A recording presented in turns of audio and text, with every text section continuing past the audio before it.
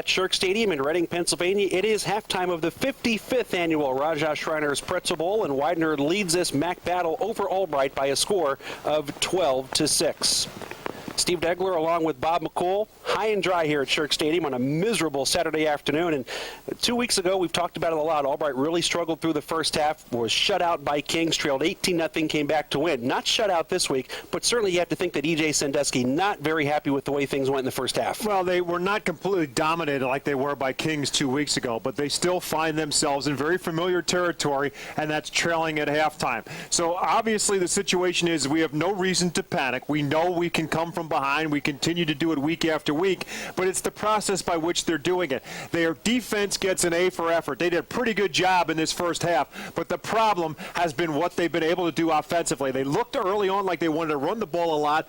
They did a fairly good job of that early on, but it's really been the passing game and mistakes on special teams. Those are the kinds of things you cannot do if you're going to come from sooner or later. You're going to get yourself in a hole and you can't get out of it, and they have to be careful in half number 2. I think it's pretty obvious they're going to need their senior quarterback, John Port, to make some plays in the second half. Absolutely. 9 for 25 throwing the football. All kinds of trouble holding on to it except for the one drive where they did score a touchdown.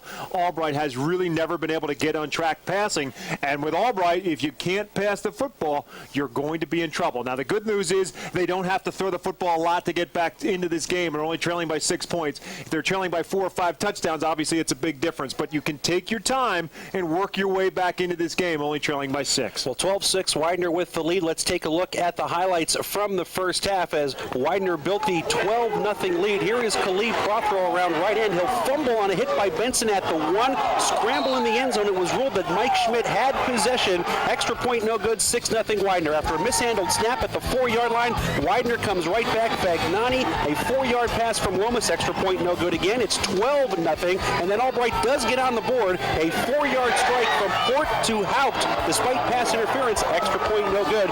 12-6 Widener at halftime, and here are the numbers from the first half. Well, all in all, it looks relatively even. In fact, Albright actually has an advantage in terms of total yards, but the big difference that's not shown on there is number of plays to get there. Widener has their plays in almost half as number of plays taken care of by the offense as opposed to what Albright did. Albright did it in 55 plays. Widener did it in 28 plays. And obviously the other thing is turnovers.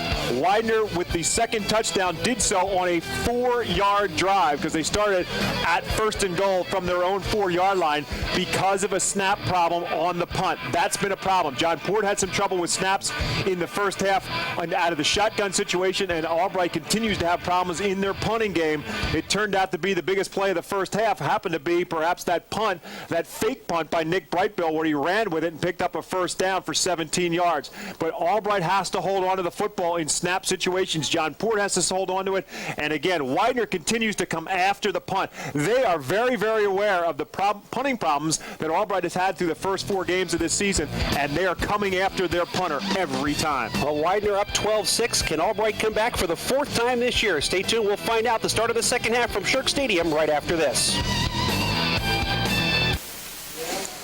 Back at Shirk Stadium on the campus of Albright College in Reading, Pennsylvania. Steve Degler along with Bob McCool getting ready for the second half of this MAC battle. Widener leading it 12-6. Other games in the MAC this afternoon. In the third quarter, Lebanon Valley leads FDU Florham 29-7. The other games are at the half. Susquehanna with a touchdown lead over Juniata, and Wilkes shutting out Lycoming at the break 10-0. Those are the only other 3 MAC against MAC games this week in the conference. A big one next week for Albright, Bob, as they go to Doylestown and take on the nationally ranked and still unbeaten Aggies of Delaware Valley in what they hope is a showdown for first place in the MAC. And that's the big key. Delaware Valley not playing this afternoon. The Aggies have a bye, but Albright has to take care of business this afternoon, or that showdown is not necessarily for first place. Again, Delaware Valley will come into that game unbeaten, and it's a matter of whether or not Albright will join them in the midst of the unbeaten ranks or whether they will come into it with 1 loss and a tie with Widener.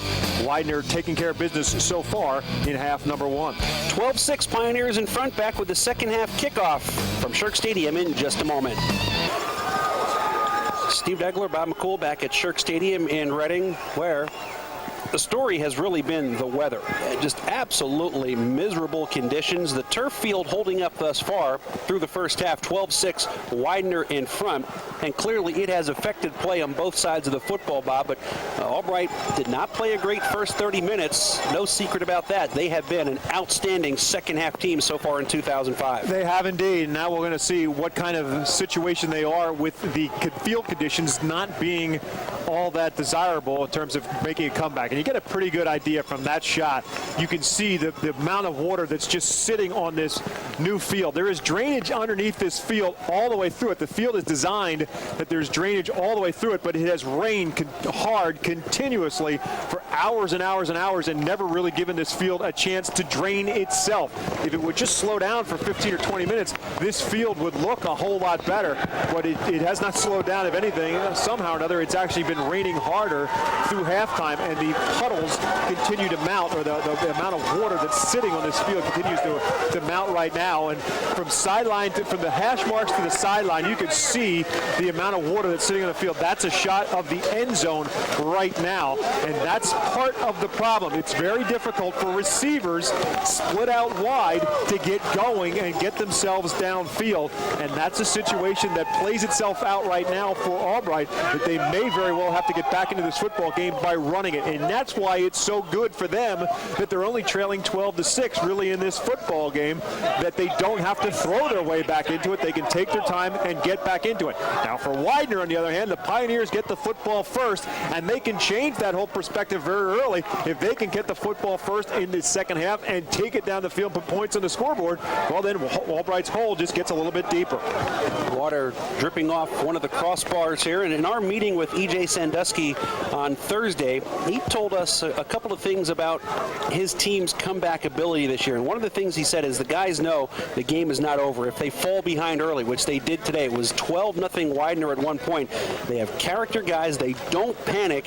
He thought the team would be more confident if it could score in the first quarter today, which did not happen. They've been shut out in the opening stanza in all 5 games, but these guys have been through this before, and you have to think that they believe that this is still their game to win. Absolutely, and there's no reason not to. You can look at it very similar situations because they've been here before, and again, we keep coming back to the Kings game because this game has taken on so much of a similar scenario in terms of the score. It was 18-0 at the time for Albright to begin their comeback because they were completely dominated in the first half, but their defense has been much, much better in this game than they were against Kings. Kings was able to move the football continuously against Albright's defense, but the Lions defense has come to play today.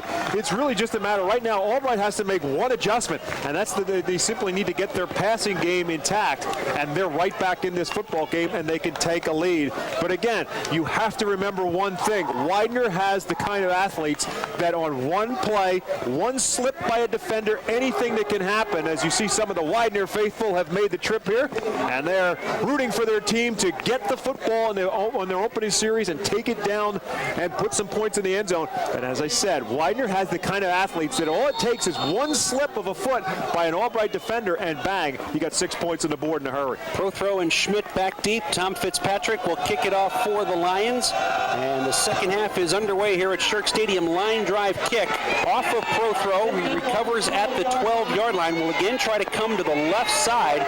Closing off that side is Nick Brightbill, who makes the tackle at the 21-yard line and gets surrounded by his teammates. The Lions look like they have much more bounce in their steps at the start of the second half than they did at the opening kickoff. Well, they have had a lot of troubles in special teams, but Brightbill has been the special team so far. There you see the job that the defense has done against Khalid Prothro, a guy who combined for 351 all-purpose yards a week ago, 8 carries, 25 yards in the first half for Khalid Prothro, and they have done a pretty good job. He's only caught the ball once as well, and that was for 11 yards. So 36 yards of total offense in the first half. Solid first half for Lomas. He begins the second half with that, what they call the hammer screen to Prothro that went for 65 and a touchdown last week. Just a yard this time as he was running across the field instead of turning it upfield. It'll be 2nd down and 9 as Lomas is now 10 for 15 this afternoon. And that's exactly what it was. That play against Moravian a week ago went for 65 yards on the first play from scrimmage and got Widener the early lead in the football game. This one, as Steve said, just gets 1 yard. as Lomas completes the pass and trying to set something up. Pro throw trying to go from one end of the field to the other, and it's just too wet to do that. Jeff Chick with a great first half for Widener, and Albright eventually was able to key on number 7. Lomas low and behind Schmidt at the 33-yard line. Minotti with the coverage. It'll be 3rd down and 9. As Mike Schmidt could not make the catch. Sophomore from Claymont, Delaware, an All-American in track and field in the outdoor season last spring and a conference champion in the sprints. And he also, along with Chick, had a big first half early on. Schmidt ended up with 2 receptions for 39 yards in the first half, but they were looking for him early. But the defense for Albright was able to adjust to that and eventually take him out. Now the Widener will go with 4 receivers set. 3rd down and 9. 1 back in for Lomas. Pond on the blitz, and Lomas will go down. The football is free at the 20-yard line, and the Lions defense with a big play on the blitz. Did they come up with a fumble recovery is the question as they unpile. It was Mike Chicamaro who got there first. It was Chicamaro who knocked it loose, and it's a matter of whether or not his arm was going forward. It looks as if it's a live football, and it's either going to be punting time for Widener or a great time for Albright. It looks, based on the reaction of the players, that it's Albright who comes away with the football. It's going to be Widener football. I believe they signaled it's 4th down, Bob. Matt Gill was on the bottom of the pile for the Lions, number 47 for Albright. Here we'll see if we can see it. Here comes Chicamaro right through the middle, and the defensive tackle knocking it loose, and then the scrum underneath, and all kinds of people getting their hands and trying to get a hold of a slippery egg underneath that pile right now. That football's wet, bodies are wet, all kinds of things happening. Albright will force them to punt the football. Chris Colazos, the lineman, comes up with the fumble recovery for Widener, and a rolling punt by Schlack will give Albright pretty good field position, in fact great field position, at the Lions' own 46-yard line. So the defense comes out of the locker room and makes the big play against Widener. Well, we said it at halftime. Give the defense A for effort. They gave up 12 points in this game, and both of them could have possibly been no points. There you see the struggles for John Port in the first half. 9 for 25 throwing the football for 58 yards. But think about it. 1 touchdown for Widener was a controversial call that looked really as if Albright had recovered a fumble in the end zone. The other one, a 4-yard drive by Widener after special teams mishap for the Lions. Drew Schiller gets the first carry of the second half. He'll get 3 to the 49-yard line. It's 2nd down and 7. Schiller 5 carries for 20 yards in the first half. So Schiller gets the start in the second half. Of course, Andrews got the start in the first half, and he had the busiest first half of that 3-pronged running back attack we talked about. 16 carries for 53 yards, 17 carries for 54, for Andrews. Here's Andrews, nearly got through the crease, slipped down after some contact. He'll get 3 to the Widener 48-yard line. It's 3rd down and 4. Saw the numbers on Port, completing just 36% of his passes in the first half. On the season, he came in completing 62.2. His favorite receiver in the first half was Brian Haupt, who caught that 4-yard touchdown pass. So Port well below his completion percentage in the first half. This one thrown up for grabs, nearly intercepted, and Haupt cannot come up with it. Very good defensive play by Fran Golden. Terrific coverage by Golden right with Hout, making sure he doesn't get loose. And again, Port has no hesitation of trying to let his receivers make the play. And he throws this one, just kind of fires it in there, and fortunate for Albright that ball was not picked off. You know, if he throws this ball to the outside, Haupt is open. He just missed his target. Instead of the outside shoulder, he threw the inside shoulder. And that has been a problem for John Port throughout the game. He just really has not been able to get a good grip on the football and deliver it where he needs to. Chick is back deep. Here's Brudvig again under heavy pressure. The lefty gets it away. It'll roll down to the 21-yard line where Chick will pick it up, and he'll be knocked out of bounds at the 28-yard line. So Brudvig again facing heavy pressure, able to barely get that one away. As we mentioned at halftime, Widener, every time that the Lions have dropped back to punt, have sent the student body, with the exception of one man back to field the punt. They are going after it, knowing full well that Albright has had some trouble with snaps, had some trouble getting the football loose, and trying to make the special teams play. That's been the game plan for David Wood, the head coach, and the coaching staff of the Pioneers, trying to make something happen on special special teams. Albright is able to get away with it that time and gives the football back to Widener. Here is Rock on first down, stumbles his way to the 35, penalty flag on the play. Albright is looking for a hold. Chicamero says it was on him. And referee Steve Dobis threw the flag. He'll make the call, and Chicamero is right. It'll cost the Pioneers 10. 5 penalties in the first half for Widener for 50 yards, and this is another big one. So it takes a 7-yard gain off the book, and instead will back them up. It'll stay first down for the Pioneers, but instead it'll be first down and 20 after the 10-yard holding penalty is marked off from the line of scrimmage. Just reading lips, he said 76. Chris Colazos, who just recovered that fumble. So by definition, it's a 10-yard penalty. Actually, it's going to be about an 8-yard penalty. But it's a loss of about 17 yards in total because the run by Rock had actually taken it to the 35-yard line, but they're marking it down first and about 17 now, back at the 18. Lomas to work out of the shotgun. Looking, and it's caught by Schmidt at the 30-yard line. Minotti went for the interception, could not come up with it. That's a gain of 12 on the play. Butler with the tackle, make it 13 the pickup. It'll be second down and 7. Schmidt wide open in the middle of the field. Good open field tackle, but not before Mike Schmidt picks up the, there it is, just a little slant pattern, and Albright has been giving up the middle of that field. Butler comes up and makes the big stick, but Schmidt able to take it across the 30 to the 31-yard line, a gain of about 13 on the play. Good effort by Minotti, just could not come up with a piece of that football.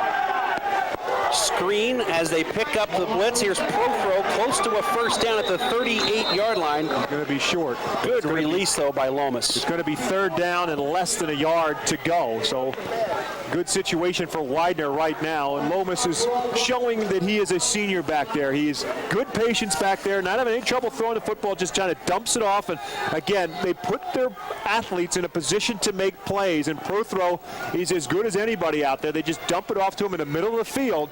And Prothro able to get it close to a first down. It'll be third down and a yard to go at the 37-yard line. The backs will be in the eye. Fagnani is the fullback. Prothro the tailback in motion. They give it to Fagnani, and he gets nowhere. The center of that Albright line once again with the response. Matt Gill leads the charge. It'll be fourth down and 2 after a loss of a yard on the play. Gill and Schmittinger. Schmittinger, the defensive tackle, the freshman defensive tackle, number 51, who stacks things up in the middle and allows Gill to slide through as a defensive end and make the hit. What a big stand that time on third and a yard to go. The freshman Dave Schmittinger coming up with the big stop, along with Matt Gill, and preventing Widener from picking up the first down. Here's Schlack to punt, finalist for what they call the academic Heisman. He is outstanding in the classroom, and he gets this one away. It'll die at the Albright 34-yard line as Koromoto stays away from it, and Albright will have it first and 10 there, down 12-6 with 9:50 to play in the third quarter. And what we talked about with Schlack is the fact that he is a senior out there, as Steve said, an academic All-American. He's a very heady player back there, and you counter the problems that Albright has had on special teams with their punting and the constant changeover in punters, block punts, fumbles on snaps, all that kind of stuff. That is taken out of the equation with Widener. They had one bad punt on one that went straight up in the air, but otherwise Schlack has done everything he had to do to get rid of the football and also pinned Albright back inside the 20 twice in 5 punts. On first down, play action. Port with the roll, throws back across the middle for his tight end Bowles, and fairly right there, nearly intercepted it. It'll be second down and 10. That ball delivered maybe just a second too late. And Albright dodging one right there as the basketball player Bowles, also playing on the football field, could not come up with it. Well, I think the original target was Cerise downfield, but he was well covered. So the secondary man inside of that is Bowles, and fortunate for Albright that football stays in the red and white side of the field, because that very well could have been an interception and a big one for the Pioneers. Pioneers showing blitz. Andrews on the carry, tries to dive his way to the 40-yard line, hit initially by Mike McFadden. It'll be marked at the 39, bringing up a third down and a long 5 for the Lions. We talked about Schlack, and how about this guy? Double major and a double minor. Here is the play again with Andrews off the left side. Andrews just trying to find some daylight and patiently waiting for his offensive line to come up with something before McFadden, number 40, slides in and makes the tackle. Port rolling, not a great runner, looking for a block, doesn't get it. Albright will have to punt. Tell you what, we have not done it enough. Credit the Widener secondary. Yeah. Nobody able to get open. You can't get open deep, and that's what Albright has tried to do. They've tried to look for somebody to break deep, and it's twofold, really. Not only is the secondary for Widener step for step with them, but Albright really is going to have a tough time running a sideline pattern because of the amount of water that's on the field. And then when you try to go run sideline to sideline, Widener just too fast. And Port, and he'll be the first one to tell you that running is not his specialty as he tries to just make something happen, realizing that he has no one open downfield. Eventually the pursuit from Widener knocks him out of bounds. Seth Kaplan to punt it this time. Chick back deep, calls for the fair catch and makes it at the 33-yard line, so no problems there for Albright getting the punt away, but the offense continues to struggle with 8:21 to play in the third quarter. I mentioned Schlack, and I want to get this in, and double major and a double minor. His majors are economics and finance. His minors, finance and accounting, and, oh, by the way, a 3.94 GPA with 5 straight 4.0s. Makes you wonder how he has time to work on his punting. No kidding. He must be reading a book back there while he's punting the football, because it's obviously a very, very bright young man, and he shows it on the football field in his intelligence back there. Empty backfield, shotgun for Lomas on 1st down and 10. Looking down the seam for Schmidt, incomplete. Minotti short, Butler long had the coverage. It'll be 2nd down and 10 for the Pioneers. So the Pioneer passing game continues to try to work the middle of the field. That's where they continue to look. They've done so mostly short. This time they go with the long post pattern. Schmidt just trying to, coming out of the slot, just trying to get a step on the defender, but a great job by the middle linebacker, Pete Minotti, to be back there stride for stride with Mike Schmidt and make sure he doesn't get deep for the score. A good look at the quarterback, Mike Lomas, 6'5" senior, and the nephew of the University of Pennsylvania basketball coach, Fran Dunphy, who played at LaSalle, has had much success as the head coach of the Quakers. Here is Rock, and he gets hit hard as a rock at the 35-yard line, loses the helmet, hangs on to the football. Chickamaro comes up to hit him, and Khalid Prothro right now making sure all the equipment still works. Rock making sure all the equipment still works.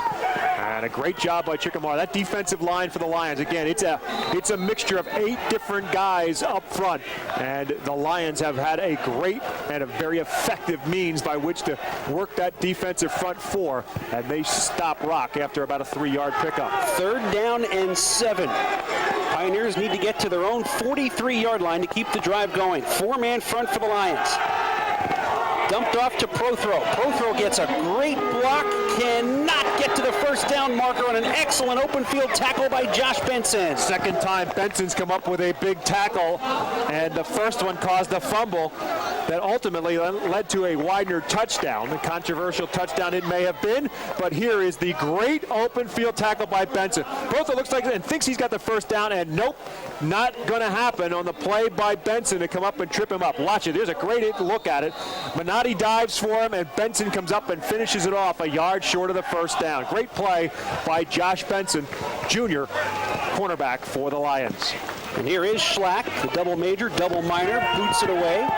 This one again will roll down, and Kuramoto stays away from it, and Albright will have it 1st and 10 in its own 31-yard line with 6:45 to play, down 12-6 in the 3rd quarter. Patience is a virtue right now in this football game. Right now, this way the second half has started, it's just kind of like a boxing match. The teams are just feeling each other out a little bit, counter-punching each other, and waiting for somebody to make a mistake. And I really believe that the difference in this football game ultimately is going to be who makes a mistake and where it happens. That very well could be the determining factor in this game. Right now, the defenses are controlling things, and the play right now has been contained from 30-yard line to 30-yard line, waiting for somebody to break one loose. Keschel on 1st down tries to get to the outside, and right now the Widener defense just has every single answer for Albright. Fighting off the block, Brad Trench, the 6-foot senior from Baltimore, Maryland. Coming up, the outside linebacker, backup outside linebacker, really. They not one of their starting 4, but he is listed as a 2nd-team outside linebacker behind Matt Yost, and Yost has had a busy day today. There's McFadden clogging up the hole, and Keschel thinks, I'm going to kick it outside. And Trench says, no, you do not. Loss of 6 on the play. Second down and 16. Port throws short, complete to McCauley, but still a long way to go here. They get 7 of the 16 back. It'll be third down and 9 at the 32-yard line. First completion in the second half for Port, his 10th completion of the day, but it's taken him 28 attempts to get it. That one good for a couple yards, makes it third down and 9. He needed 145 yards today to move into 4th in Division III history in passing yards in a career, and he is struggling to get there right now. Port throws incomplete through the hands of McCauley, short of the first down, and Albright will have to punt once again. Double coverage that time by 24 Anthony Huggins and 20 Fran Golden. McCauley nowhere to go as the pass thrown into double coverage. McCauley the only one who can make the catch, but Golden, number 20, and Huggins right there with him. Even if he makes that catch, it's shy of the first down. Golden actually came off his man to give help to the play on McCauley, and it would have been shy of the first down anyway. Here's Brightbill. He rolled out and went 17 yards on a punt in the first half. Rolls again. This time he'll kick it. Pretty good boot. Chick with a fair catch back at the 35-yard line. A 34-yard punt. First and 10 for Widener with 5.5 minutes to play in the third quarter. So we now have seen both styles of that rugby-style punt. The first time he runs for a first down. This time he runs and then kicks. We'll take a break. It is 12-6 Widener. 5:31 to play in the third quarter. Back to Shirk Stadium in Reading in just a moment. Halftime, it was 12-6, 5.5 to play third quarter. Still 12-6, Widener in front on a sloppy day on the turf at Shirk Stadium in Reading. For those of you who did not brave the elements, first, can't blame you. Second, thanks for tuning in this afternoon. We'll be back here at Albright 2 weeks from today when the Lions host FDU Forum on Homecoming 2005. Hope you can join us on TV 51 Sports for that one. Here is Khalid Prothro trying to get to the outside, gets around Sadiq, cuts it back to the inside, and he is down the right side inside the 35-yard line, and that was the play that Widener has been looking for all day. They finally spring Prothro, and it sets up a first and 10 at the Albright 34. Not anything fancy, just a little power football, hands it off right-hand side, good blocking around the end.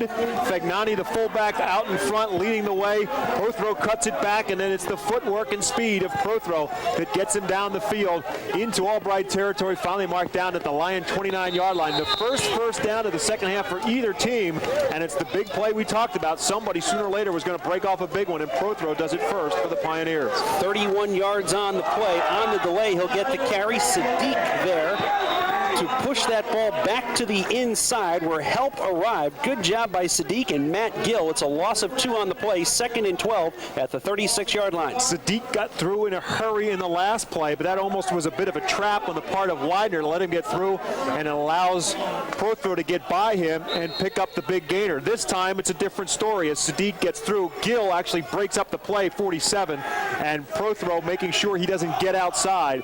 But the combination of Matt Gill, number 47, and Mohamed Sadiq, number 6, pinning Prothro in the backfield for a 2-yard loss. Chick in motion. Fake to him, handoff to Rock. Sadiq again comes off the corner to make the play. Back to the original line of scrimmage, a gain of 2. It's third down and 10, and the defense needs to hold right here. Big spot in the football game, and they do a very good job on those 2 running plays of making sure that they don't get lured in by the deception of Widener, especially on that play. As they send Chick in motion, they fake it to Chick as if they're going to go a little shovel pass to Jeff Chick, and instead they just simply hand it off to the back in the backfield. This time it was Rock who gets the call, and he gets back to the original line of scrimmage, and that's it. Empty backfield, 3 receivers to the left and 2 to the right for Lomas on a third down and 10.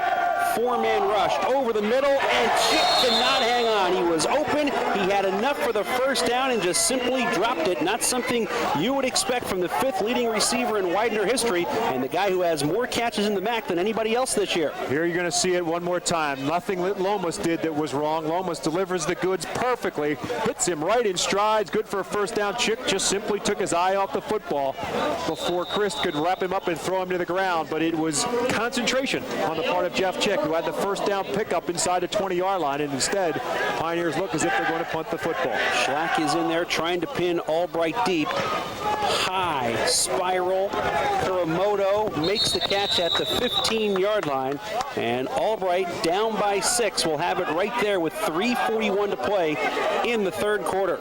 Another good job by the punter to make sure that they pin Albright back inside the 20. Used a high, straight-up kick. Kuramoto calling for the fair catch, which normally you don't want to see inside the 10, but by calling for it at the 15-yard line, he makes sure that the Pioneers can't pin it inside the 5-yard line. So he saves his team a little bit of real estate, and now it's time for John Port and company to try to get things going. You see the struggles of Port so far on the afternoon in terms of completing passes. Albright will keep it on the ground on first down, and not much. Keschel for 2, maybe 3. What Port really needs is for one of his receivers to finally shake loose downfield. Yeah, they really might. I think they need to take a page out of the playbook of Widener right now and start working the middle of the field a little bit more. They've been looking to go deep with their receivers. The receivers can't get open and can't get through the water that's built up along the sidelines and try to work the, if you want to call it the driest spot on the field, it's a loose terminology, but work the middle of the field. There's another throw off target for Cerise. If he catches the ball in stride on the slant, he's got enough room to get the first down and maybe a whole lot more, but Port off target. It's 3rd down and 7 at the 18-yard line. And that's just the problem. Port, when he tried to throw those short balls, has just not been able to throw them on target, and that ball just led Cerise too much. It would have been a good pickup and maybe even a first down, but instead it's just an incomplete pass and it'll bring up 3rd down. Port with 3 receivers to his right, throwing and nearly intercepted again. Just too late for Haupt, who was open, and by the time the ball was delivered, there were 2 Widener defenders right there. Martorell nearly got the interception. Now, Haupt had gotten a step on the defender, Yost, the linebacker, number 11 in the middle of your picture, but a great job by Martorell, and Port never saw him coming, and Martorell almost picked off the football. Watch when he throws the football, Haupt's open right now, but here comes Martorell. Never saw him, did John Port, coming out of the side of the picture and tipped it up in the air, and Martorell and Yost could not come up with it. Here's Brodvig. Gets it away under duress. Chick will let it bounce right at midfield, and it'll be downed in Albright territory at the 49-yard line with 2:54 to play in the third quarter. And again, the Albright defense called upon to try and make a stand here. We've been talking about the counterpunching that's going on between the 2 of them, and sooner or later something was going to break in this second half, and depending on who made the break was going to be very possibly the winner of this football game. And right now, maybe the break comes in terms of field position as Widener working with a short yardage again, starting at the line, 49-yard line. Here you see the numbers, a pretty effective day considering the conditions for Mike Lomas, 13 for 20. Schmidt in motion. One of these times he'll get the handoff. Not this time. Lomas loses the football, and he will recover back at his own 47-yard line. That's the second time that's happened to Lomas today. And this time able to fall on it as Albright's Jesse Bloom just a step late. It'll be 2nd down and 14. Kyle Herndon, number 43 for the Lions, the defensive end, was bearing down on him. It's going to come from the side of the right-hand side of Lomas. He's looking downfield, and the ball just simply squirted out of his hands. It's the second time that has happened to Mike Lomas in this football game. The first one came very early on. He has made the adjustments to hold on to the football behind center, but that time it comes loose, and it costs the Pioneers 4 yards back into their own territory. Offset eye this time with Prothro at the tailback. Prothro will get the carry, and Minotti makes the hit after a gain of a yard at the 48-yard line. It is 3rd down and 13. Big play by Pete Minotti. Middle linebacker's dream on this particular play as Prothro gets some open territory, but it's closed quickly by Pete Minotti. And as we talk about teams not wanting to make a mistake in this football game, Lomas has had some trouble holding on the football. Port has had some trouble holding on the football. 7 fumbles, 4 for Widener, as you saw. That's actually pretty good at this stage in the game in these conditions. All things considered. Again, Lomas has had some trouble with the snap, or holding on the football as he tries to throw it. Twice he's put it on the ground. 3rd down and 13. Lomas over the middle. Chick is open, has the first down. Albright had 5 5 or 6 guys very deep beyond the first down sticks, and Chick just ran underneath them and converts it easily. It's certainly not the first time it's happened. It's happened a number of times in this game. Lomas looks everybody off by looking to the sidelines, but he knows he's got Chick in the middle of the field. That time able to shake loose of the strong safety Butler before he can make the tackle. Chick is just sitting there. He's a senior. He knows what to do in that situation. Find the first down markers. He does so. There you see the numbers so far in the afternoon for Jeff Chick. He has done a very, very good job working the middle of the hash marks, and that's where he's had a bulk of those 4 receptions and 51 yards. Gain of 15 yards on the play. Now Lomas does not like what he sees, and with 1 minute and 1 second to play in the third quarter, he'll call a timeout. We'll take one as well. Widener still leads it by a 12-6 score.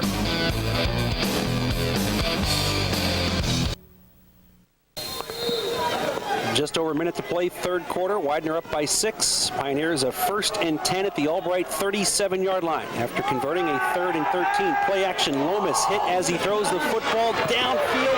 Wide open for the touchdown for Widener is Jamie Shield. First catch of the afternoon, and the senior, who is an academic All-American in baseball, makes it an 18-6 game with the touchdown reception. Simply a blown coverage that time. First time Shield has been a target of Mike Lomas, and he got behind the defenders, and Lomas threw it perfectly, and Shield was able to catch it in stride at about the 5 and walk into the end zone. For Shield, his first touchdown catch of the season. Lomas his 2nd TD today and his 10th of the year. Let's see if Widener goes for 2 this time. They missed the first 2 extra points. They're 1 for 1 in 2-point conversions, and it came on a pass. And they will indeed go for 2 here. Lomas throwing for Schmidt, and it's knocked away. That is Benson, who made the pass breakup, and with 54.8 seconds to play in the third quarter, it's 18-6. Widener in front. So it's a familiar score if you're a Channel 51 viewer so far what we've seen. But here comes the pass from Lomas. Despite realizing he's got a rush coming to his left, he patiently waits, and Shield had a step on the defense, and Shield just makes the catch and falls into the end zone. Great job by Lomas. Watch him patiently wait, and even though the rush is coming from his blind side, he still delivers the goods, and Shield had a step on the defensive Josh Johnson in the end zone for the touchdown. Got that away just as Jesse Bloom was applying the pressure. A well-thrown ball, and it's a 12-point lead again for Widener. 4 plays, 49 yards, exactly 2 minutes to go up by a dozen. Shield, an all-MAC Commonwealth baseball player, in addition to being an academic All-American, 39th in Widener history. D'Angelo to kick off. Kuramoto and Keschel are back deep. Keschel has it at the 24-yard line. Keschel right up the middle, tries to bust it out to the right side at the 45-yard line. Keschel breaks a tackle into Widener territory at the 40, down to the 35-yard line, and Raymond Keschel, who ran for over 100 yards at Juniata last week, with a big play on special teams for the Lions. So special teams mistakes were a problem for Albright early in this football game, and now a special teams play could be a big difference, a big turnaround, a momentum swing. Keschel takes it up the gut, follows the wedge up the middle, and then it becomes the Keschel show. Watch those feet go. 5'5" and 165 pounds, but he can still make people miss him. Brown does not do a good job of wrapping him up, trying to make an arm tackle. Keschel able to fend that off and take it deep into Widener territory at the 35-yard line. The sophomore for 42 yards, and here is a pass that, again, is just way off target, intended for the tight end, Jeff Beach, who tried to make the adjustment and turn all the way around, but the pass too far behind him. It's 2nd down and 10 at the Widener 35. And again, it would have been a first down pickup, and John Port needs to gain some momentum here himself. His team is trying to get him back in this football game, and now John Port needs to find the range. Play action on 2nd and 10, sets up the screen to Keschel. Keschel gets a couple of blocks, gets a 3rd block. Sidesteps a tackle, and inside the 20 to the 19. That is Vinny Andrews on the screen, and he got some big-time blocks and goes for 16 yards and a first down. And it was his guards that made the blocks. Nick Morrissey, number 76, and 62, Steve Lacoe, out in front, making the blocks that allowed Andrews to pick up the first down for the Lions. At the 19-yard line, 20 seconds to play in the third quarter. Port will put it on the ground. Drew Schiller gets a great block. Cuts it back inside the 10 down to the 5-yard line. It'll be first and goal after a gain of 14. And the block that time came from Vinny Andrews. We said at the open that what the Lions like about Vinny Andrews is that he is the most technically sound in terms of the complete package, runner, passer, and blocker.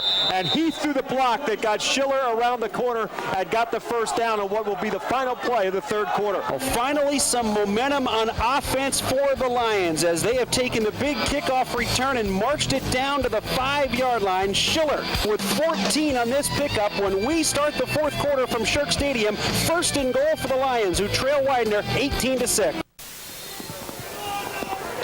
18-6 Widener as we go to the fourth quarter, although 2 seconds have already run off the Shirk Stadium clock. It's at 14:58, and I think John Port and the Lions recognize that as they are going in the direction of the scoreboard here in the fourth quarter, moving from right to left. And they get it back to 15. There we go, the new board here at Shirk Stadium. Albright down by 12, a first and goal at the 5-yard line. Well, everybody's excited, even the scoreboard operator, a little punchy to try to get the ball in the end zone and get the clock going. Schiller is the tailback here. And Drew Schiller gets the carry, barreling straight ahead, the pile moving forward, and he does not get in. Great second effort and a great job of leg drive by Schiller. The biggest of the three backs in the backfield at 200 pounds, and Schiller just using the leg drive to try to get himself into the end zone, but they're going to mark him down at about the 2. And they're saying the ball was loose. Lisa Widener was saying that. The referees do not agree, and it will be marked back at the 2. Second down and goal. Port hands to Schiller. Schiller off the right side will not get in. Gets a yard to the 1. It is third and goal for the Lions. And Schiller and Port actually ran into one another on the exchange between quarterback and running back, and that's just enough to knock Schiller off his momentum a little bit. And with the speed of Widener, they quickly were able to recover and make the tackle as Schiller gets no gain on now what will be third and goal coming up. Widener changing personnel quickly against the no huddle. Schiller over the top this time. Still no indication from either official, and it looks like he is going to be shy of the goal line. It'll be fourth and goal inside the 1. The front, there you see big Mo Kaba, number 91, just clogging things up in the middle. Nowhere for him to go. Great job of clogging things up in the middle. Widener coming with a little extra beef as they bring in their backup nose tackle, Keith Terlizzi, at 225 pounds to go along with Kaba, just to clog things up in the middle. Great play by Marangolo there. It is Andrews. Touchdown, Albright. A 1-yard plunge, and the Lions are back within 6 as Andrews picks up his 4th rushing touchdown of the season. And a good job up front. That time there was a hole for Andrews to run through. As Albright goes with a play that actually offers a little bit more in the way of trap blocking in order for them to open some things up against Kaba and company in the middle. Dustin Kaplan had his extra point blocked in the first half. He's 13 for 18 this year, 135 in his career. That's a school record and a conference record, 52 last season. Evanchik gets it down, and we finally have a good extra point today. Things are looking up. 13:30 to play in the fourth quarter. The Lions now trail at 18-13. We'll take a break with the Lions within 5, and we'll return to Shirk Stadium in Reading, Pennsylvania on TV 51 Sports. Still a long way to go. 13:30 to play. Albright trailed 12-0, 18-6. Now within 5 after the 1-yard touchdown run by Vinny Andrews. Tom Fitzpatrick will kick it away for the Lions.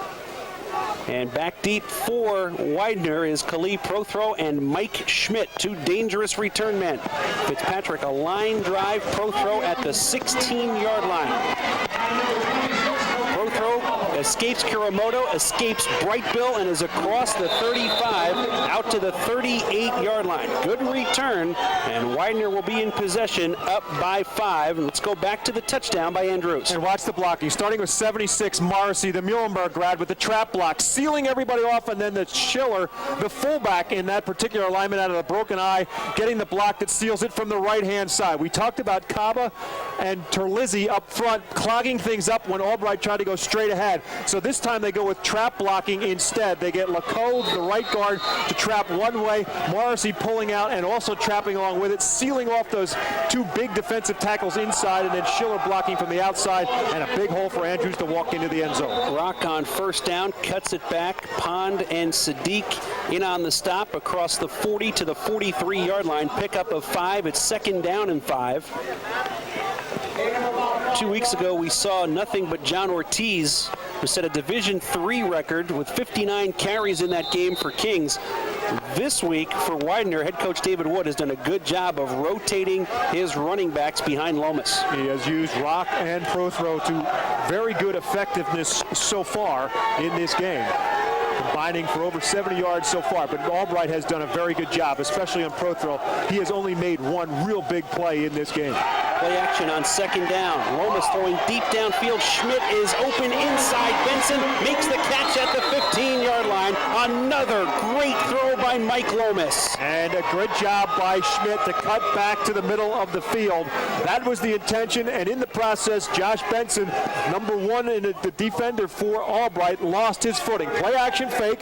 Lomas trying to seal off the defense, then lofting it up in the air and giving his receiver, his athlete, a chance to get open. And you see how open Schmidt is because Benson lost his footing trying to keep up with him.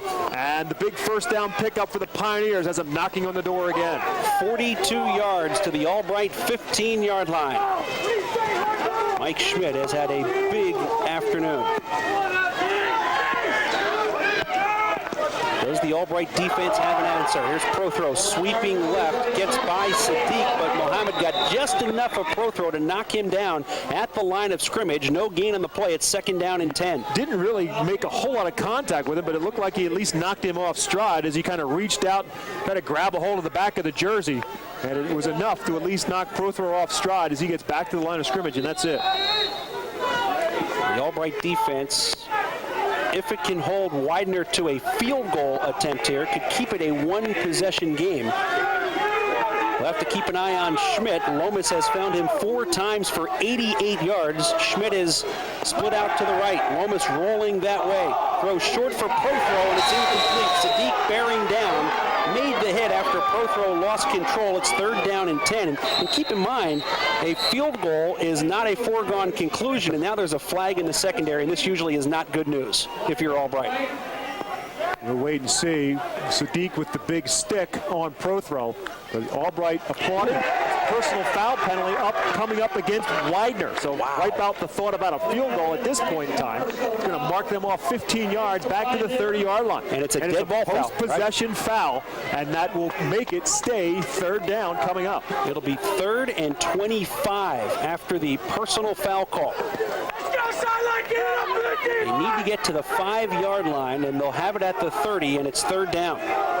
Dead ball foul, personal foul against Widener. The second time, actually it's the third time. One of them was nullified by offsetting penalties, but it's the third personal foul penalty against Widener in this game. Couldn't see the flag at first, had an umbrella in front of me. So I thought maybe, you look at defensive holding or something like that when it comes in from the secondary, but clearly it was an incident that happened after the play. And away from the football, quite obviously. Nothing in terms of what happened between Sadiq and Prothrow, so it happened away from the football. Big spot right now for both teams.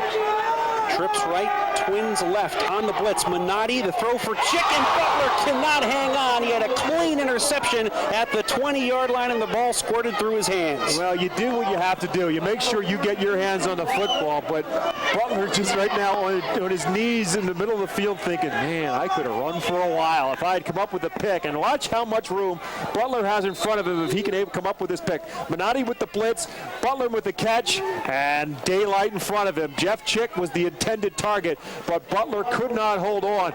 Ran before he caught the football. If he gets away from Jeff Chick, all kinds of daylight down the left-hand side of the field. Tough snap for Schlack. He's going to try and kick it, and it's blocked. The Lions get through and make the block, and now they'll go for the recovery, and the Lions will have it inside the 40-yard line as Chicamero makes the recovery, and the Lions special teams comes up with a big play. Kyle Herndon, number 43, is the guy that got his mitts on the football to block it. Gill gets the recovery, but it was Herndon, number 43, I'm pretty sure, who got his hands on it, but it was all centered around, no pun intended, the bad snap. Here you're going to see it from behind the punter.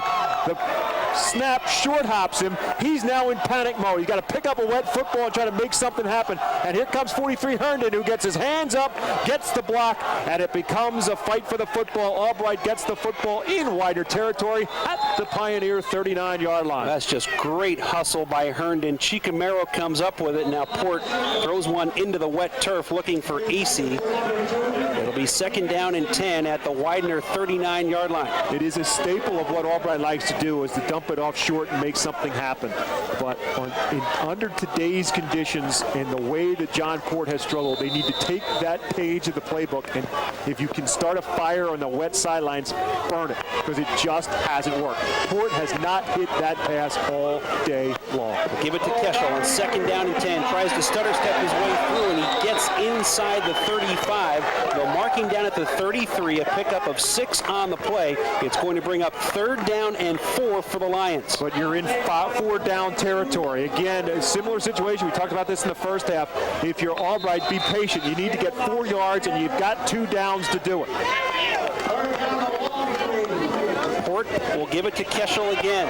Keschel will not get the 1st down here. In fact, he'll be a 1.5 yards shy. Gets close to the 30-yard line. He needs to get to the 29.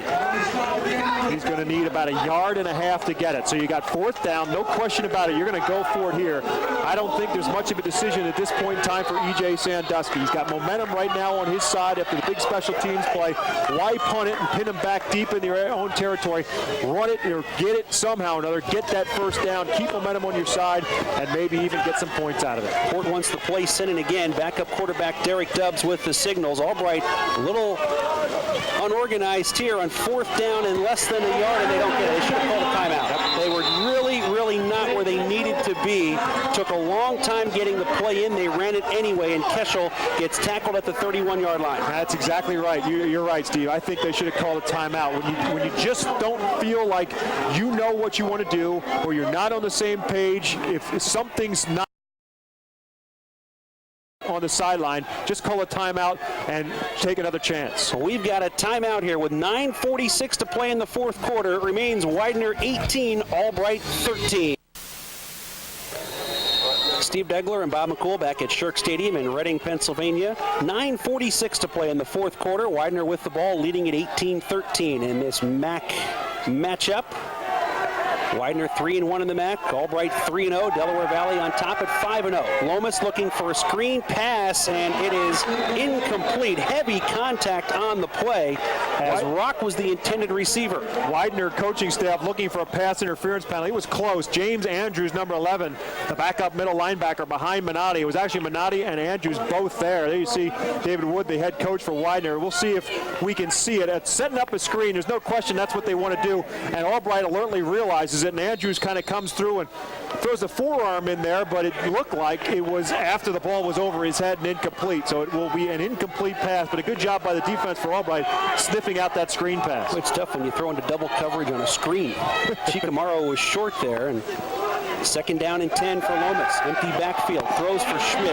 Wide open in the middle. His 5th catch of the day, and he's into Albright territory at the 44-yard line. A gain of 25 yards on the play, and Mike Schmidt has had a field day against the Albright secondary. And he's done it time and time again on little skinny posts across the middle of the field, and he continues to find a lot of daylight to work from. Lomas just simply drills it right into his breadbasket. Nothing spectacular from Schmidt. He's lined up as the slot receiver on the right-hand side of his quarterback. Lomas does a little slant pattern across the middle of the field, wide open territory to run through, gets the 1st down in Albright territory down at the Lion 44-yard line. So Schmidt is over 100 yards receiving today. 1st and 10 at the Albright 44. Play action. Lomas throwing over the middle again. Schmidt again at the 22-yard line. He picks up 22 more and a first down. That time, Albright had better coverage, but that was a phenomenal throw by Lomas. In the middle of the field, he's going to throw it between 3 defenders and right where Mike Schmidt can catch it. Here we go, an ISO of Mike Schmidt. Wide open saying, give me the ball, and here it comes. Perfect pass between 3 defenders. Mike Lomas has not had a whole lot of trouble throwing the football under these adverse conditions. He has had a great afternoon. He's only been sacked 5 times coming in, and the Lions just not getting to him today. Now the change up with Prothro. Breaks a tackle. Inside the 10. Prothro down to the 1-yard line. It'll be first and goal after a pickup of 21. Benson with the touchdown-saving tackle, but Prothro with a lot of room to run across the middle of the field, and your heart has to stop when you see him in the middle of the field. They just go with they fake that they're going to throw the football, the late handoff on the draw play. Prothro makes it happen. Here comes Benson up to hit him at the 4 and stop him about the 1-yard line. But a well-designed play and a well-timed play on that particular occasion. After throwing it down the middle of the field a couple times, they fake as if they're going to throw it, and they go with the draw play instead. It was well executed by Widener. A lot of empty arms for Albright there, trying to make the stop. First and goal at the 1. Rock is the tailback. Fagnani is the fullback. It is Rock. Touchdown. Running behind the right-hand side of the offensive line. Chambers, the guard, at 295. McAleer, the tackle, at 270 pounds, just blocking at the point of attack. And Rock with plenty of room to run for the score. So it's an 11-point game right now. Vincey, who is 0 for 2, will attempt the extra point here after this touchdown run by Rock. There you see, look at the room to run, and Rock is actually a yard deep into the end zone before the free safety, Matt Chris, can come up and hit him. He had already put the 6 points on the board. First touchdown for Rock. Matt Campbell is the holder, and Vincey finally gets one through. 8:08 to play in the fourth quarter. It is now Widener 25, Albright 13. Is there another miracle for the Lions? We'll return to Shirk Stadium and find out right after this. David Wood's team back out in front by a dozen. Third time they've had a 12-point lead. Widener 25, Albright 13. 8:08 to play in the fourth quarter. Frank D'Angelo will kick it away for the Pioneers. Raymond Keschel, Naoki Kuramoto back deep for Albright. Little squib kick. Albright will come up with it at the 33-yard line. It is Zach Finley who bounces out to the 42, a return of 9. First and 10 for the Lions. Dominic Rock, 5'8", 198 pounds, sophomore running back out of Cardinal Dockery, just following his fullback and the right-hand side of his offensive line, leading the way. Chris Colazos also in there, the freshman, 5'11", 290, number 76, helping to lead the way for Widener and just bulling forward to get himself into the end zone for the touchdown. John Port needs to come up with something here. Down by 2 scores, 8 minutes to play. Port has struggled all afternoon. He completes one to McCauley at midfield. Gain of 8 yards on the play. It'll be second down and 2. The tackle made by the safety, Todd Fairley. 12 for 35 now for John Port throwing the football, and that may have been his best pass in a while. And again, it's been those sideline patterns where he's had some trouble, but that time finding McCauley shy of the first down and 8-yard pickup. Only 212 yards for Albright today, well below their season average. Going deep for help, and he makes the catch in traffic and goes down to the 11-yard line. There's a penalty flag down. I think it would have been pass interference again, and if so, it's the second time that Hout has made a big catch despite pass interference against Widener. There was some contact downfield, and Port just lost this one and lets Hout run underneath it, and Hout does a good job. There's the contact prior to the catch by Hout. There you see the penalty flag had already been thrown. They'll pick that one up. It'll be a first down pickup for the Lions despite the pass interference that they'll decline, and it'll be first and goal to go for Albright. 38 yards on the play. They'll actually mark him down at the 12 here. Got to think that that's the first time that Port's completed 2 consecutive passes in this football game. You see John Port sizing up the defense as he comes up, and he's actually going to go back into the shotgun situation right now. First and 10 at the 12, 7:25 to play. Second time Haupt has caught one despite interference. Here's another miscue by Albright. Everybody moved, the ball did not. Not everybody on the same page and maybe a little anxious inside. And the 5 yards against the Lions will take him back to the 17-yard line. Widener has been the bane of Albright's existence on the football field. It's the 52nd meeting between these two schools. Widener has won 37 of the first 51, including 6 of the last 7, and at one point the Pioneers won 19 straight against the Lions.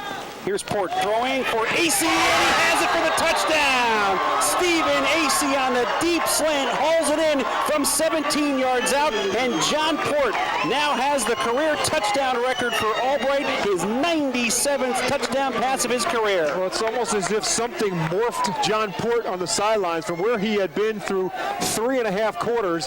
The old John Port just showed up. It took him all of 59 seconds to counter the touchdown from Widener. That quickly, John Port takes them down the field with a couple of big pass plays and gets them right back in the end zone and right back in the football game. Dustin Kaplan misses the extra point. So it stays a 6-point game. Not that big a deal. It's either 5 or 6. They can still win it with a touchdown and a conversion. 7:09 to play. It's the defense's turn. Albright down 25-19. A little bit of seesaw action here in the second half. Albright back within 6 after Stephen Acey hauls in his second touchdown of the season, a 17-yarder from John Port, who has 2 today, 12 on the season, and a school record 97 in his brilliant career.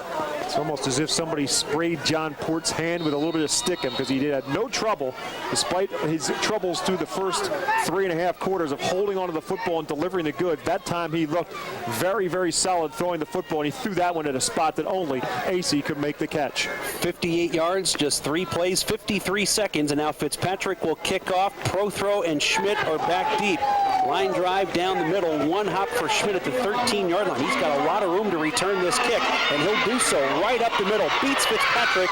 Bright Bill will bring him down at the 44-yard line. So the Lions inexplicably line one right down the center to Schmidt, who has burned them all day, and he brings it way back into Albright territory after a 42-yard return. Here's the touchdown pass. Here you see the throw by Port in a spot that only AC could jump up and make the catch. From the 17-yard line, Port with all kinds of time to throw, delivers the football right there, and AC makes the shoulder catch for the score. Here's the touchdown, a one-hopper to Schmidt, and because of that, the seam is set, and Schmidt quickly takes it right up the gut. Doesn't bother to try to go sideline to sideline because the football came to him so quickly, and Albright was never able to close it off. Lomas throwing, Butler got a hand in it as Shaw, the tight end, was the intended receiver. Excellent play by Steve Butler, the 6-foot senior from Wilkes-Barre Coughlin High School. Well, the momentum continues to change back and forth. Beginning of this second half and the beginning of the third quarter, we talked about it being a counterpunch situation between 30-yard line and 30-yard line. Now the counterpunching is going from end zone to end zone as Mike Lomas and company for Widener have put the ball in the end zone, and Albright has been able to counter it. It's a 6-point difference on the scoreboard inside of 7 minutes remaining. Widener knocking on the door again in Albright territory at the Lion 44-yard line. A turnover would be huge right now. It is Prothro. On second down, Mohammed Sadiq with a play at the line of scrimmage. No gain. It'll be 3rd down and 10. Well, we've talked about the rotation at defensive line. Up front, the front 4 for Albright. The rotation for linebackers is equally as effective.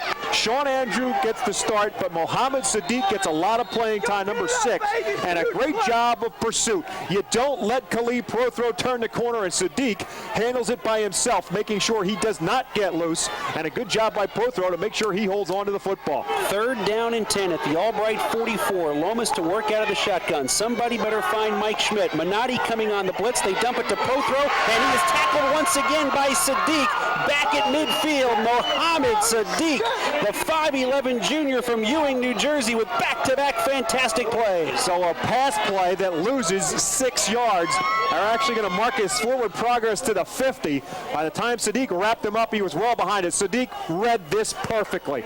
Strong, heavy rush. The blitz came from Minotti right up the middle, and Sadiq making sure that Prothro doesn't get loose, repping him up and dropping him back at midfield. Schlack to punt. Another low snap gets this one away. Kuramoto will not be able to run this one down, and this one is going to die inside the 5. Boy, he has been sensational except for one punt today. Doug Schlack is going to make Albright go 96 yards to win this football game. That is a great, great play by the punter, and he gets a big hug from the special teams coach as he comes to the sideline.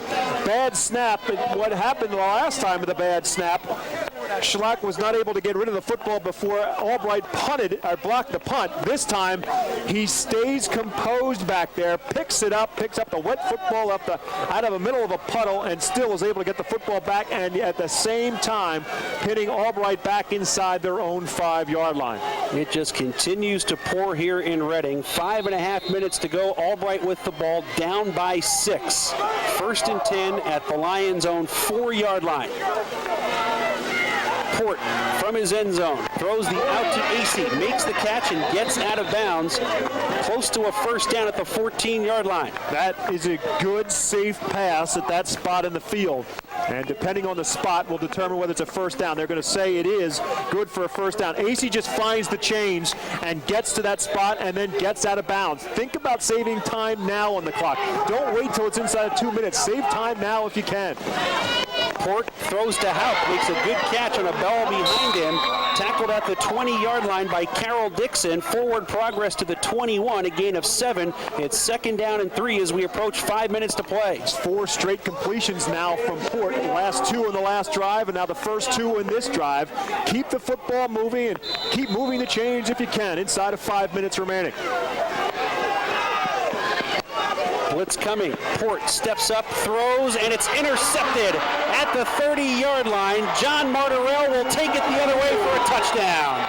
Turnovers were a problem last year. They're a problem today. That's the first interception by Port, and that was a poorly thrown football by John Port.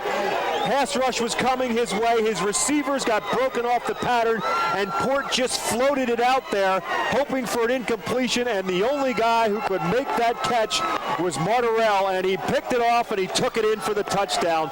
And that's a touchdown that you have to hang on the shoulders of your quarterback, John Port. That was a ill-conceived throw by John Port, and it turns out to be perhaps a game-breaking play for Widener. Only his 3rd interception this year, and about 200 attempts. Could not have come at a worse time for Albright. Back to a 12-point game, only 4:46 to play. 30-yard interception return for John Martorell, his 3rd pick of the season. And Widener is going to go for 2 to try and make it a 14-point game.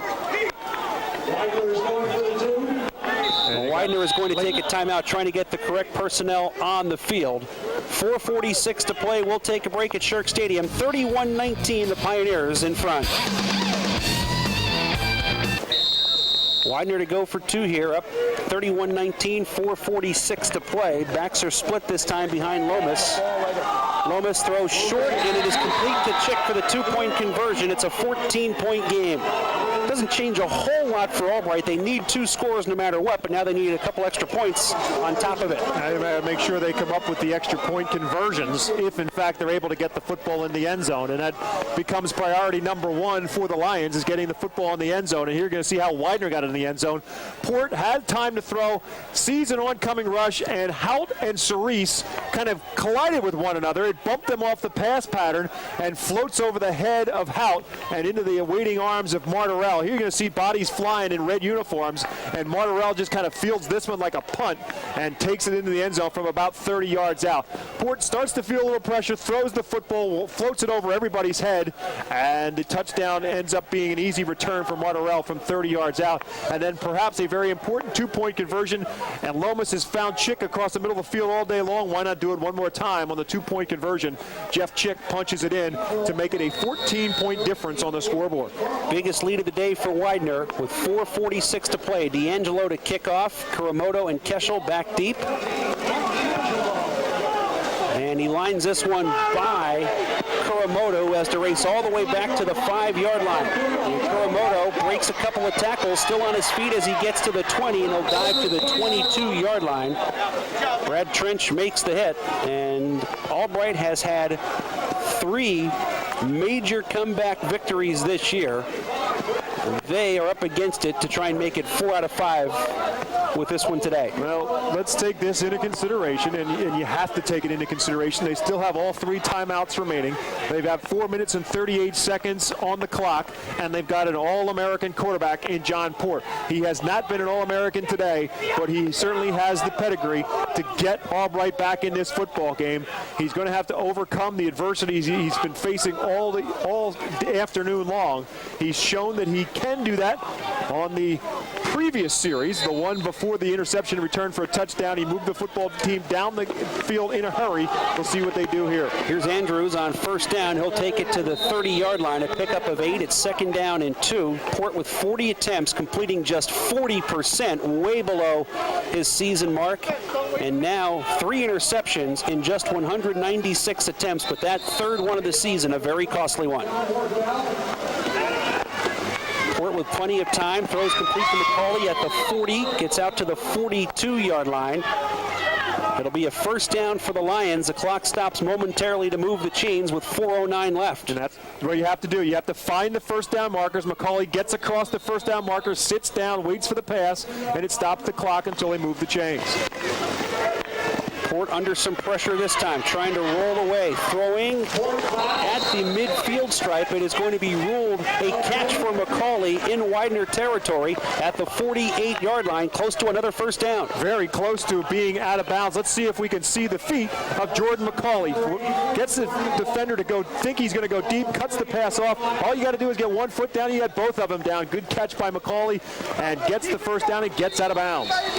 No, you're going to mark him just short of the first down, so it'll be second and less than a yard. Give it to Andrews. He'll have the first down. Breaks the tackle inside the 40 down to the 35-yard line. A pickup of 13 on the play, and again, the clock halted with 3:47 to play. First and 10 Lions at the Widener 35. And every time you pick up the first down, you save yourself from having to use one of those 3 timeouts. Remember, they need 2 scores. Port with a quick count. Pump, looking downfield for McCauley, into coverage, intercepted by Fairley at the 15-yard line. So John Port, who had 2 interceptions all year, now there's a flag on the play, has thrown 2 here in the fourth quarter. But the flag is in the backfield for Albright, so they're going to call roughing the passer? Yes. Wow, man. Well, maybe it's Hail Mary times 2. And if that's the case and Albright comes back in this football game, you're going to thank what is now going to be the 4th personal foul penalty called against, marked off against Widener. Technically, it's the 5th of the afternoon on a roughing the passer penalty. Take the interception out of the books, and it's going to stay Albright football, and they're going to get a first down out of it on top of everything else. At the 20-yard line with 3:37 to play. You can see where Port was going with that ball the whole time, and Todd Fairley saw it as well. Todd Fairley just playing center field back there. The free safety timed it perfectly, stepped in front of it. But again, the personal foul penalty on the roughing the quarterback gives Albright new life. Tell you what, John Port was not reacting as if it was roughing the passer. He was walking off the field thinking it was an interception. So a call from the governor. But it does not last long. As a loss of 10 on the sack, back to the 30-yard line. Adam Parcell, his 2nd sack of the season. And that, I believe, is the first time Port has been, it's actually the 2nd sack of the game against Port, and it comes at a bad time because it's going to allow the clock continue to run. Down now inside of 3:15 remaining in the game. 11th time he's been sacked this year. Port throws for out, behind him again, incomplete. Clock stopped with 3:09 to play. It is 3rd down and 19. So it does stop the clock. That's about the only good thing that has come out of all that, as Port continues to throw behind his receivers, trying to throw those sideline patterns outside the hash marks. He has just not been able to hook up with his receivers this afternoon. Needs to get to the 10. 2 downs to pick up 19 yards. He's got 5 of them. No, they got that. Going to get at least 5. The flag did come down late. Port scrambling. Looking, and it's complete to McCauley at the 22-yard line.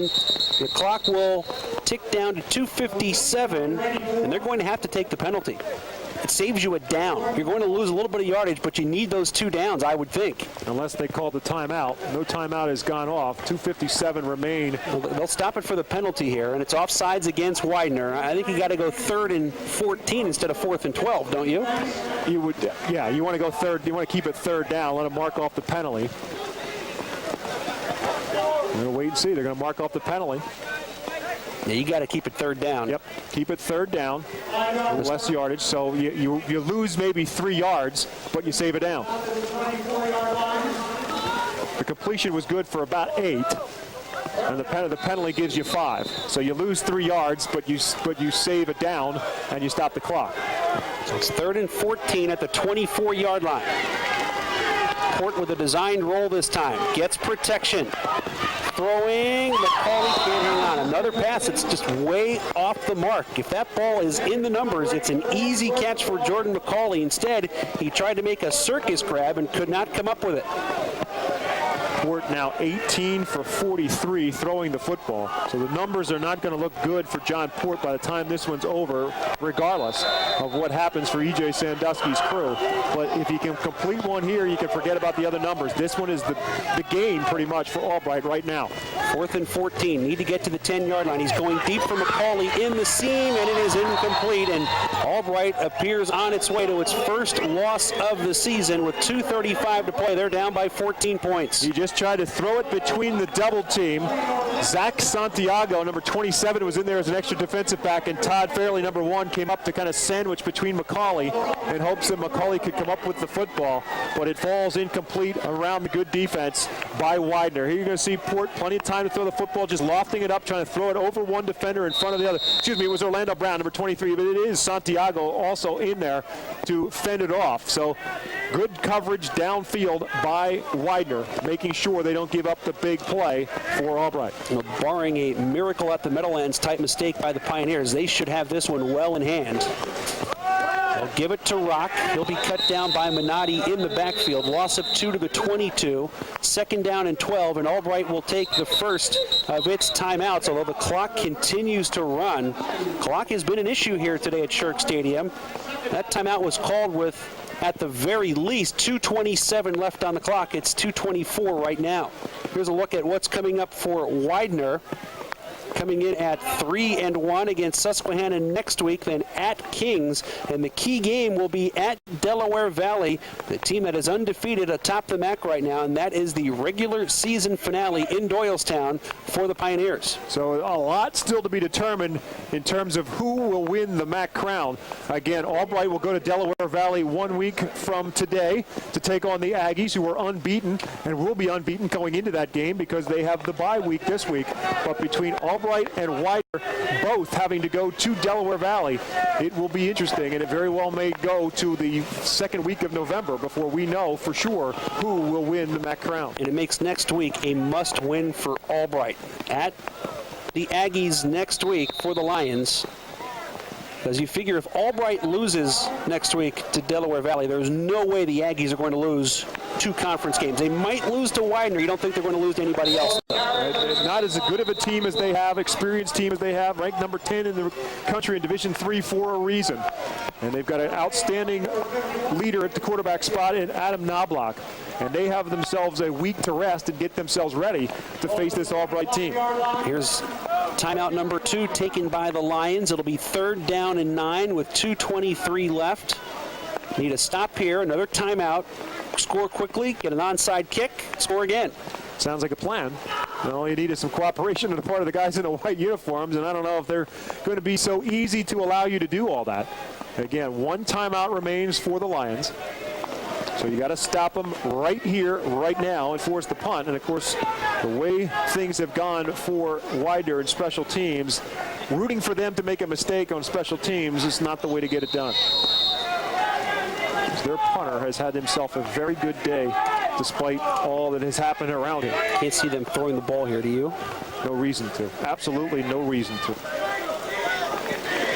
And they won't. Rock gets it and gets rocked at the 20-yard line, and Albright will take its final timeout. The defense, again, has played pretty good football today. It's Robert Mello, yep. number 91, the defensive tackle, 6 foot, 250-pound senior, coming up with the big stick and wrapping him up in a hurry in the backfield. And it will bring up 4th down, and it's punting time now coming up for the Pioneers, and you have to assume Albright has no choice. They've got to go after the punt.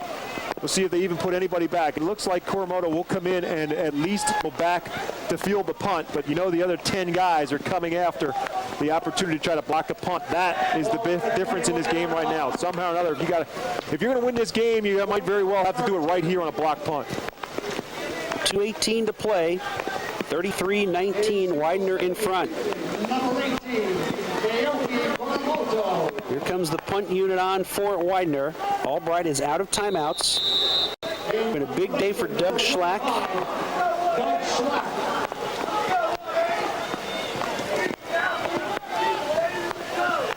Kuramoto creeping up toward midfield. If you don't get the punt, if you're Albright, don't rough the kicker. Schlack gets it away. It's short. Kuramoto will have a chance to return it at the 45-yard line to the 40, and he'll get down to the 37-yard line. 8-yard return, 2:07 to play, and Albright with great field position, but needing 2 scores. And you got to get one in a hurry.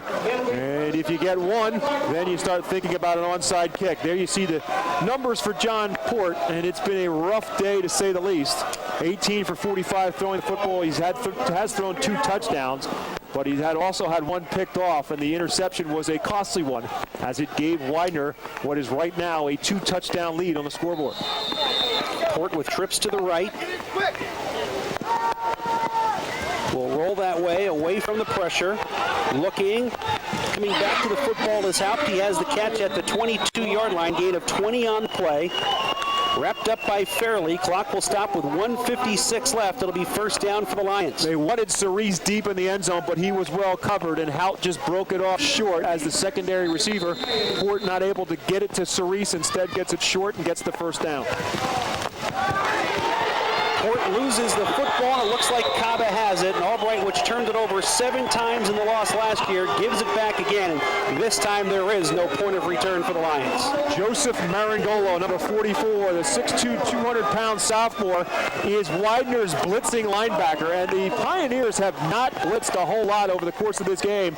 And that's the first time that Marangolo has had a clear shot. Port needs to have the clock in his head right now to say, I got to get rid of it. And he never saw Marangolo coming. Marangolo hits him as he gets ready to throw the football and knocks it loose. And Widener there to fall on it. It's Mo Kaba, big number 91, the defensive tackle, who falls on the football for the Pioneers. And it looks like the ball was out before the arm was coming forward. It appeared to be a good call. And Kaba talking early, talking often. He can talk the loudest right now. He can talk because he walks off with the football. So not only can he talk the talk, but he can walk the walk and walk away with the football as well. And it looks like Widener can walk away with a victory if they can run off the final 93 seconds without a turnover. Clock will be adjusted to 1 minute 48 seconds. We'll make it 1:48.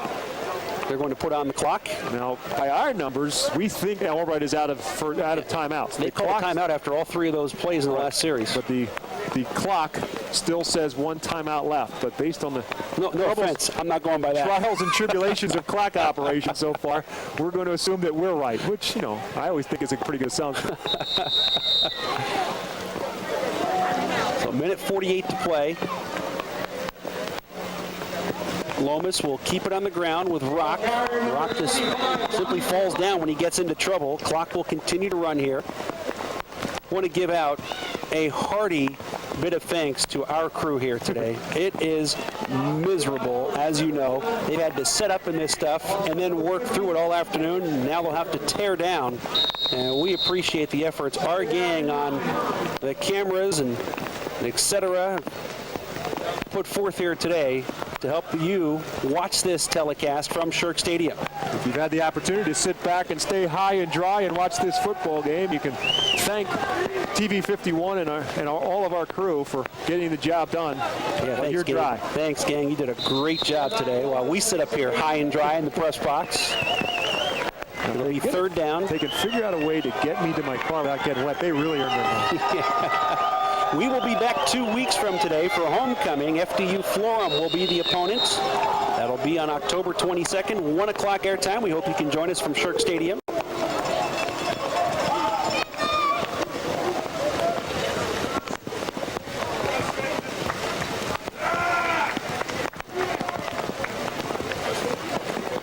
Be the final snap of the game. Lomas takes an knee. They will not have to snap it anymore. Widener will win over Albright for the 38th time in 52 chances, and winning 7 of the last 8. Albright's first loss, 4-1 overall, 3-1 in the MAC.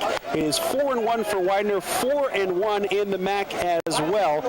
And the final score from Shirk Stadium, the Pioneers of Widener 33, the Lions of Albright 19. Our producer has been Gib White, director Drexel Wright. For my partner Bob McCool, our stat man Jeff Zimmerman, and the rest of our soggy crew, Steve Degler saying so long from Shirk Stadium in Albright. Stay tuned. We'll join Switchback Railroad in progress. Thanks for watching. We'll see you again in 2 weeks from Shirk Stadium on TV 51 Sports.